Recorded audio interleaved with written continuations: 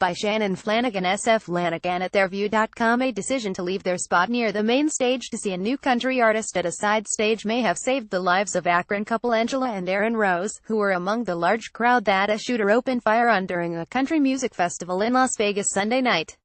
In what is considered the worst mass shooting in modern American history, police suspect Stephen Paddock opened fire from a hotel room window on a crowd of more than 30,000, killing at least 58 and injuring hundreds more.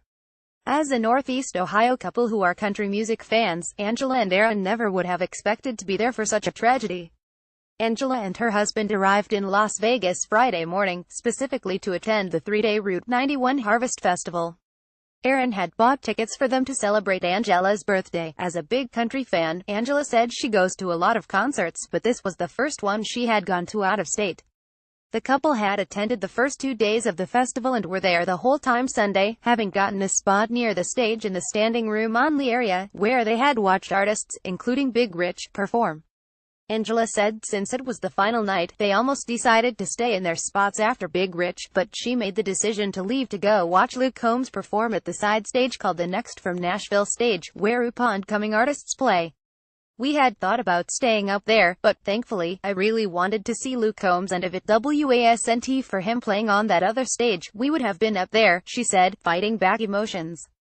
If it was somebody else that I'd already seen previously, I might not have left, but because it was Luke Combs, and he's so new and I've never seen him in concert before and this was going to be my first time, I didn't want to miss him.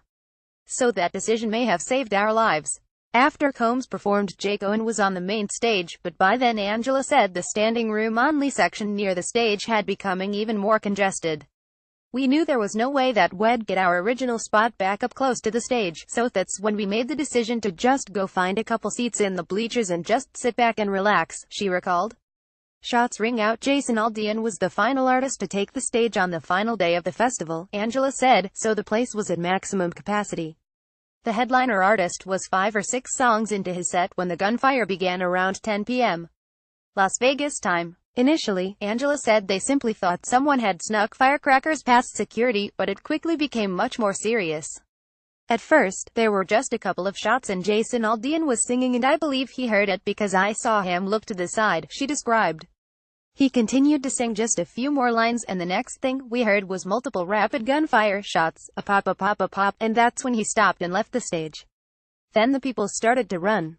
Police later found Paddock dead of suspected suicide on the 32nd floor of the Mandalay Bay Resort and Casino with a number of firearms. While it was happening, I kept looking up at that hotel because I could hear the gunshots. And it definitely sounded like it was coming from that area, but we weren't sure if it was coming from up high on the building or was it on the streets, Angella said. She said this wasn't just a couple of shots, but hundreds of bullets raining down. It sounded like the kind of sounds I've only heard on television. It sounded like a war zone, Angella described. Mass chaos. Angella described the scene as chaotic, with people running everywhere, some falling down and others trying to help them back up. She said because they were seated in the bleacher area and weren't in the direct line of any foot traffic, they decided to stay put and lay low. You could hear everybody saying, get down, so that's what we did. We laid flat on our stomachs and just watched the people go rushing by, she said. We stayed put because we thought we could possibly get hurt if we tried to leave and get in that throng of people. They stayed in their position, hunkered down for several minutes while they could hear gunfire ring out. At that point time, Angella was shooting video on her phone, capturing the chaotic sights and sounds. When the herd of people thinned out and there were just a few left in the bleacher area, she said a man came over to them and said, "Those plastic seats won't stop the bullets, you need to get out right now." I was crying hysterically. I said to my husband and this gentleman, I can't move, and they both grabbed me. They each took an arm and pulled me out of there and got me to move. Then we started to run to the exit. As they were running to the exits, she said they saw victims who had been shot, blood dripping down and some being carried out by others trying to get the injured away as quickly as possible. Like them, everyone was trying to get to safety. Angella admits she was shaken, at one point frozen in fear and crying hysterically. But she said Aaron remained calm for the both of them.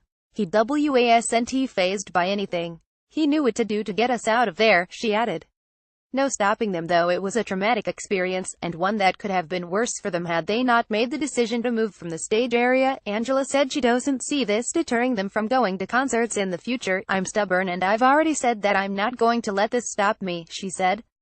The couple already have another trip to Las Vegas booked for next year, not to come to a concert but to have a traditional visit to Sin City, and they plan to take it. We're not going to let that stop us. We'll still come back. We'll still go to country concerts back home, she said.